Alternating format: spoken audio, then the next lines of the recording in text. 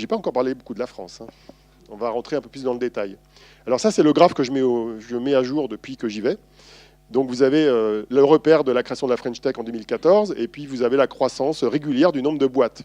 Je me pose toujours la question de savoir quand est-ce que ça va s'arrêter, quoi. Parce que je me suis amusé à extrapoler, je me dis en 2035, il y aurait plus d'exposants français que d'exposants du reste du monde, quoi. On aurait la totalité des exposants si on continuait sur la courbe, donc à un moment donné, ça va se calmer quand même. Là, on est à 410 au dernier décompte, parce que ça change tous les jours. Je suis à 410 entreprises françaises exposantes d'une manière ou d'une autre, y compris les squatteurs qui sont exposants sur un autre stand d'une autre boîte, ce qui est pas mal. Quand on regarde la ventilation sur Eureka Park, on remarque, en fait, je vais reprendre mon petit laser, vous allez voir, donc une grande concentration de Français ici. Donc en fait, on représentait un tiers de tout Eureka Park. Donc un tiers d'Américains, un tiers de Français, un tiers des autres pays. Et donc les Français, ils étaient là, alors regroupés par affinité géographique, hein. Donc on a le nord de la France ici, on avait l'Occitanie, on avait la région Île-de-France qui était ici. Il y avait Business France qui avait son pavillon quelque part par là, à peu près. Je ne me trompe pas, Maxime, hein. C'était ici. Voilà, ici. Là, on avait d'autres. Il y avait la Normandie qui devait être là, PACA qui devait être là, etc., etc. Et puis, il y avait les Perdus qui étaient là-haut, comme ça. Il y avait Quant qui était là, qui avait un stand avec ses propres startups, dans la santé notamment, qui n'était pas inintéressant. Le Hardware Club, qui est d'origine française, mais qui hébergeait des entreprises de pays assez variés, parce que c'est une structure d'accompagnement de startups dans les objets connectés. Donc voilà, et Engie, et puis La Poste. Sachant que La Poste avait aussi un stand en haut, dans le hall du dessus.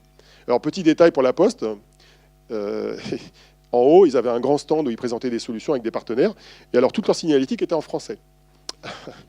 Alors je leur ai demandé, mais quand même, c'est un salon international, pourquoi vous mettez tout en français?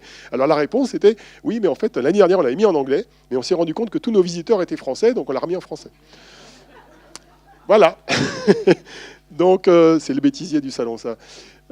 En proportion, maintenant, vous avez en gros 41% de franciliens, tout compris, donc toute taille d'entreprise comprise, mais 35% de start-up. Alors, ce n'est pas dévalorisant pour les startups, mais c'est simplement lié au fait qu'il y a plus de sièges de grosses boîtes en région parisienne que dans le reste de la France. Donc, ça renforce le poids des entreprises qui ne sont pas des startups. Et alors, par contre, en termes de thématiques, ça n'a pas beaucoup changé d'une année sur l'autre. On a toujours la maison, la santé et les transports qui émergent d'ailleurs, qui grandissent très vite. Bon, il faut savoir qu'il y avait au moins une dizaine d'exposants français dans les startups qui avaient des solutions de partage de places de parking ou de partage de voitures. Plutôt des solutions d'économie collaborative purement logicielle ou purement mobile ou web. Donc on est assez dispersé. Si on faisait le même graphe sur les Américains, on obtiendrait peut-être la même répartition. Je ne l'ai pas fait. C'est un des problèmes de la présence française. La question qui se pose, c'est finalement qu'est-ce qui peut nous distinguer? Est-ce qu'on se distingue en étant présent dans 30 thèmes? Alors on va évidemment jamais interdire à une entreprise française d'être exposante. Ça, il n'y a rien qui peut l'empêcher. La question qu'il faut se poser, c'est comment finalement faire en sorte que soit par des partenariats latéraux internationaux, soit par des partenariats ou des proximités entre grandes, moyennes et petites entreprises françaises, il y ait une certaine dynamique thématique. Alors il se trouve que c'était le cas, mais je vais d'abord vous parler des Chinois. Je me suis amusé à regarder, j'ai fait une macro Excel pour récupérer ça, donc j'ai trouvé une macro permettant de trouver toutes les boîtes chinoises dont le nom commençait par le nom d'une ville. C'est pas très compliqué à faire, je vous donnerai l'astuce si vous voulez. Et donc, je me suis rendu compte que 2 tiers des villes, c'était Shenzhen, et le tiers qui restait, c'était les autres villes. Et certaines des autres villes, notamment Dongguan ou Guangzhou, elles ont leur pavillon avec mes startups de ma région. Donc, en fait, le régionalisme existe dans tous les pays. Le turnover, ça, c'est un indicateur du rapport du CES qui vaut son pesant de cacahuètes quand même. Donc, vous avez 156 exposants en 2015. Suivez bien, calcul mental. Je me suis amusé à regarder ceux qui étaient parvenus. Donc 49 parvenus, donc 107 qui reviennent, on rajoute 149, 256. C'est l'année où Macron a fait le fameux truc au Link, qui a occupé pendant quelques numéros le canard enchaîné. Ensuite, vous avez 130 qui ne reviennent pas, et 190 nouveaux, l'année dernière. Et là, quand on fait le calcul pour cette année, on a 195 qui ne reviennent pas, et on a 291 nouveaux. Ce qui veut dire qu'on a quasiment autant de nouveaux en 2018 que d'exposants en 2000. Hein? Alors, il y en a, mais ce n'est pas les mêmes. Ce n'est pas forcément les mêmes qui reviennent. Il y en a qui sont des habitués, genre Technicolor, Valeo qui vient depuis 4 fois, quelques startups qui sont là depuis longtemps, Oli par exemple, Netatmo qui est là depuis longtemps. Il y en a qui changent de nom. WeThings devenu Nokia. Bon, il y a des évolutions. Mais il y a une permanence, en gros, sur une moitié de ceux qui reviennent. Il y a des nouveaux qui sont pérennes, mais juste de 2 années consécutives. Et puis, il y a beaucoup de chutes. Alors, je me suis intéressé à la proportion. Donc, la proportion de ceux qui ne reviennent pas augmente. Alors, qu'est-ce que ça veut dire? Ça ne veut pas forcément dire qu'on est tous des mauvais, que les entrepreneurs sont mauvais et qu'il y en a trop. Ça veut simplement dire que ce marché est très difficile. C'est un marché très concurrentiel. C'est un marché, le marché du hardware, qui est quand même dominant sur le CES, qui est un marché où les startups ont du mal à se financer. Donc il y a plein de jeunes qui ont des idées, qui sont accompagnés par des structures notamment régionales, qui poussent leurs startups à se développer, qui les poussent à aller au CES, mais derrière, ils ne trouvent pas forcément de financement. Oui, Dimitri. Il y a aussi un certain nombre de startups qui étaient là en 2016-2015, qui sont revenus en 2018. Alors, je ne sais pas si Il y en a qui sautent une année. Il y en a qui sautent une année, ça peut arriver. Oui, oui. ça peut être intéressant de voir, parce que Oui, oui. en termes de maturité de produit, Alors, il peut y en avoir qui sautent une année pour des raisons X ou Y, soit une question de financement, soit une question de maturité de produit. En tout cas, la recommandation qu'on peut donner, c'est que quand on va au CES, il faut y aller dans la durée. Parce que quand on veut vendre un produit ou une technologie, il faut s'installer dans la durée. Les gens, ils s'habituent à vous voir. D'ailleurs, ce n'est pas qu'un exposant. C'est vrai pour toi, consultant, pour n'importe quel PME. Les gens vous font confiance quand ils vous voient dans la durée. S'ils ne vous voient pas dans la durée, ils ne font plus confiance. Ils vous disent « Ah bon, vous existez encore ». D'ailleurs, il y a une boîte qui a disparu du CES, c'est Parrot. Ça fait 2 ans qu'ils ne sont pas là. Ils ont choisi de ne plus y aller, pour un tas de raisons plus ou moins valables. D'abord, ils ont eu des difficultés financières. Ils ont eu à se repositionner sur les drones professionnels. Mais bon, ils ne sont plus là. Donc, où est-ce qu'ils sont? Et les Chinois ont pris toute la place. Donc, c'est une vraie question, ça, la présence. Alors, après, on peut se poser la question de est-ce que c'est le bon salon en fonction du produit qu'on vend. Mais c'est quand même, ça interpelle, ça. Donc, il est clair que la dynamique ici mériterait de se stabiliser. Parce que si on va plus de 100% là, ça ne sera pas bon, quoi. Donc, il vaut mieux rester à 60, quoi. Il vaudrait mieux qu'on limite la casse. Alors, comment on va limiter la casse? Bah, peut-être en faisant en sorte qu'il y ait un peu plus de sélectivité, notamment dans celles des startups qui vont sur le salon, mais qui sont accompagnées par la région. Si on est un peu plus sélectif et qu'on essaye d'avoir des startups de meilleure qualité ou de meilleur niveau de préparation, avec le meilleur timing pour présenter leurs produits, on aura peut-être un taux de chute qui baissera.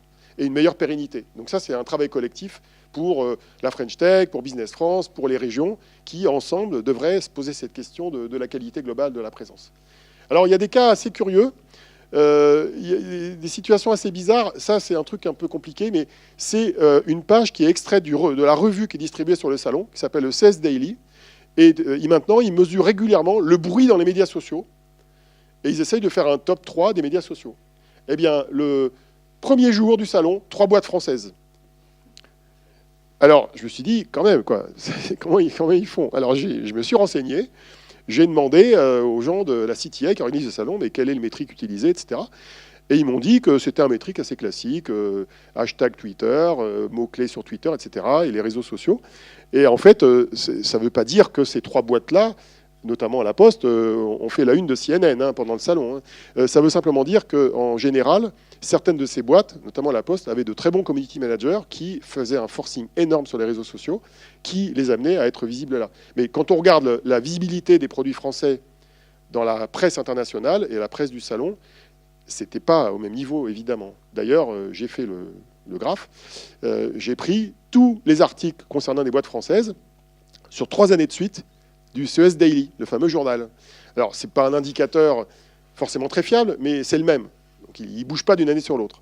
Donc, on a eu une très bonne année 2017, et là, ça se calme. Donc, qu'est-ce qui se passe? Je ne sais pas l'expliquer. Est-ce qu'il y a de l'usure? Est-ce qu'ils en ont marre des Français? Alors, ce qui est très curieux, c'est qu'il y en a quand même un qui a réussi à y être 2 fois. C'est le slip de Spartan qui est là. On le retrouve là. Donc, là, d'autres raisons qui sont éditoriales. Voilà, c'est exotique, c'est français, voilà. Donc, il y a un petit côté flavor. Par contre, les food tech, on a beaucoup de food tech, et ben, ça loupe pas. Ici, on a Cavisi, qui était là pour la première fois au CES, qui présente un système de gestion de ses bouteilles de vin, et qui était d'ailleurs dans la zone Business France, je crois, les 3 d'ailleurs. Et donc là, ils se font remarquer. Alors il faut savoir que pour avoir un article là-dedans, il faut une agence de RP, il faut envoyer les communiqués de presse au bon moment, au bon endroit, et il vaut mieux avoir gagné un prix. Donc il faut candidater au prix du salon, aux awards du salon, pour pouvoir être présent. Mais bon, là, il y a un trou, quoi. Donc ça veut dire qu'il faut quand même faire des efforts, tout du moins pour ce qui est de la visibilité internationale. C'est un très gros travail, c'est très difficile. Il faut avoir un bon produit, il faut avoir de bonnes agences de RP. Il y en a beaucoup qui aident les startups. Ça ne suffit pas d'être présent, il faut travailler. Si, en tout cas, la startup cherche à être visible. Si on trouve que des clients et qu'on n'est pas visible, pourquoi pas, ça peut fonctionner aussi. Donc ça, c'est le zoom sur le truc en question. Donc il y en a qui prennent des risques intéressants. Une start-up qui était là pour la deuxième fois, qui s'appelle Velco, qui présentait un système d'objets connectés pour le vélo. Eh bien, ils se sont présentés dans un concours qui a lieu depuis 4-5 ans, qui s'appelle Showstopper Launch It, qui est organisé par des business angels new-yorkais, donc qui n'ont aucun rapport avec la France. C'est des rednecks de New York, enfin ça n'existe pas, mais c'est des Américains qui connaissent rien à la France. Et depuis 3 ans, il y a toujours des Français qui candidatent. 2 ans de suite, il y avait eu 5 candidats, et on a eu un numéro 2 l'année dernière qui devait être Seven Hugs. Et cette année, il y avait 2 Français qui étaient finalistes sur 300 candidats et un gagnant. C'est intéressant, ça. Mais bon, c'est des gens qui se sont dit, tiens, pourquoi pas aller là, quoi. Peut-être qu'ils l'ont vu dans le rapport des années précédentes, mais c'est assez intéressant. En résultat, ça donne un peu de visibilité dans les médias, parce qu'ils ont gagné le concours en question. Alors après, je me suis amusé à faire le fameux calcul des erreurs de casting. C'est-à-dire que, alors ça c'est tout à fait personnel, c'est quelles sont les entreprises, disons, qui sont un petit peu borderline dans leur présence sur le salon. Alors, typiquement, ce que j'appelle une erreur de casting grave, c'est une boîte qui fait du B2B to B2B, quoi. C'est-à-dire qui fait un truc qui est vendu à des entreprises, mais ce n'est pas spécifique aux entreprises du secteur des produits pour le grand public. Bon, OLEDcom, qu'on verra tout à l'heure, ils font une technologie qui peut être mise dans des produits grand public, et en plus ils en ont un. Donc ils ne sont pas du tout dans l'erreur de casting. Dibotix, Raoul va intervenir tout à l'heure, lui il fait une technologie qui va dans les voitures. Une voiture, c'est pour le grand public. Mais il y a des boîtes françaises qui présentent des logiciels pour l'entreprise de travail collaboratif. Qui dit oui, mais schmilblick, quoi. Bon. Mais s'ils ne sont pas accompagnés par une région, je n'ai rien à dire. Si par contre ils sont accompagnés par des deniers publics, c'est un peu bizarre. Alors il y a des régions qui sont très inégales de ce point de vue-là. Je ne veux pas faire de name dropping, mais l'Île-de-France est au milieu. Donc au moins je vexe personne dans la salle. Il y en a quelques-unes qui avaient un taux en pourcentage assez élevé d'erreurs de casting, notamment la Nouvelle-Aquitaine, qui avait beaucoup de boîtes B2B. Et puis il y a quelques régions qui arrivent à avoir très peu d'erreurs de casting parce qu'ils sélectionnent peut-être plus leur boîte, parce que aussi leur territoire est peut-être plus habitué à faire des objets connectés, comme c'est le cas de Auvergne-Rhône-Alpes, qui a beaucoup de culture objets connectés, en plus avec Grenoble, avec ST Micro, avec tout un tas de startups dans ce domaine-là, y compris dans la santé. Donc il y a une variante assez forte de ce point de vue-là entre les entreprises. Alors j'ai fait un tableau qui est dans le rapport, qui explique étape par étape, et état par état d'ailleurs, les différents états de préparation sur le salon, et j'ai essayé de chiffrer à peu près les quantités de boîtes. Et alors il y a un cas de figure qui n'est pas une erreur de casting, qui est en gros le produit qui est un prototype qui n'est pas sec du tout, qui arrive un petit peu trop tôt sur le salon. Alors ça c'est une erreur, non pas de casting, mais c'est une erreur de timing. Ça peut arriver, et alors ça peut générer de la visibilité média, mais ça génère une certaine forme de fragilité, parce que la boîte, elle va shipper son produit genre dans 2 ans, donc elle va souvent zapper l'année suivante, et ce n'est pas forcément une situation idéale. Et par ailleurs, si son idée est facile à copier, et qu'elle est intéressante, elle sera copiée. Et je l'ai vu, ça. Je l'ai vu avec un produit présenté l'année dernière, je ne vais pas le citer pour vexer personne, qui n'était pas présent cette année parce qu'il n'a pas réussi à se financer, il était déjà copié par des Chinois. Comme quoi, il faut faire attention au timing quand on vient sur le CES. Alors, la fragmentation française, elle est assez rigolote parce qu'il y avait 2 grands événements hors du salon. Un au Flamingo et un autre au Arras, qui sont 2 hôtels pas loin du Sands, là où il y a les startups. Et alors, ce qui est très marrant, c'est de voir que Mounir Majoubi, donc secrétaire d'État, il est obligé de se taper le même soir les 2 événements. Donc, il a commencé d'abord par parler avec une Québécoise et des dirigeants de région, notamment celle du Sud, dans le premier, qui est donc... non, c'est celui-là, pardon, du French Village, plutôt orienté francophonie. Et après, il s'est déplacé, je l'ai suivi, dans un autre endroit où il y avait plutôt un environnement plutôt anglophone, sauf ce soir-là. Et là, il y avait Valérie Pécresse, Laure de la Raudière, d'autres députés, et il y avait un autre bout des régions qui était là. Donc il y avait une espèce de France coupée en 2, la même soirée. Donc ça, c'est pas génial, quoi. Ça serait plus sympa qu'on ait un seul événement de ce point de vue-là. Alors, best practice, parce que là, je vous ai donné un peu tout en creux. Il y a des best practices sur le salon. Les best practices, c'est quand, soit de manière organisée, soit de manière aléatoire, les entreprises d'un même secteur se réunissent au même endroit. Alors, cette année, c'était plutôt aléatoire qu'organisé. Mais c'est déjà pas mal. Donc, vous aviez au même endroit Arcamis, donc on va en parler tout de suite, qui était pas loin de Valeo, pas loin de Forestia, et pas loin d'un pavillon de Business France, où était situé Dibotix, ici présent. Donc là, il y a une logique, même si c'est un peu par hasard, parce qu'en fait, Valeo et Forestia n'étaient pas forcément de mèche avec les autres. Mais ils étaient au même endroit. Donc là, ça veut dire, tiens, il y a des boîtes françaises complémentaires les unes des autres dans le secteur des transports. Ça commence à avoir une certaine logique, comme les Allemands qui viennent qu'avec de la bagnole. Les Allemands, c'est Bosch, ZF, Mercedes, BMW. Ils occupent des endroits, mais on sait que les Allemands, c'est des voitures. Bon, c'est peut-être un peu monomaniaque aussi, mais bon. Et puis, il y a la maison connectée. La maison connectée, bah, c'est tout ça. C'est Legrand, Somfy, Muller et Netatmo au même endroit. Pas con, ça. Au même endroit. Il faut savoir que Netatmo a Legrand comme actionnaire. Et Legrand fait partie de l'écosystème de Netatmo. Et tous les deux ont une logique, ce qu'on appelle le plateforme, c'est-à-dire un produit extensible par des tiers. Et donc, ils ont une assez bonne démarche de ce point de vue-là. Alors, c'est difficile de faire des plateformes internationales, hein, il y a encore du boulot, mais c'est un début de complémentarité qui n'est pas inintéressante. Alors, on n'est pas dans Eureka, là, vous voyez. Dans les deux cas, ce n'est pas Eureka. Donc, ce qui va se passer, en fait, dans les années qui vont venir, si on réfléchit un peu, c'est que pour toutes nos startups qui grandissent, qui mûrissent, on va essayer, d'une manière ou d'une autre, soit par l'initiative privée, soit éventuellement par des initiatives publiques, comme Business France pour les transports là, de les réunir par thème pour essayer de créer une certaine forme de cohésion. Sachant qu'il y a une autre forme de cohésion qui est d'avoir des partenariats internationaux, c'est-à-dire que des Français avec d'autres pays. C'est une autre logique qui peut fonctionner aussi.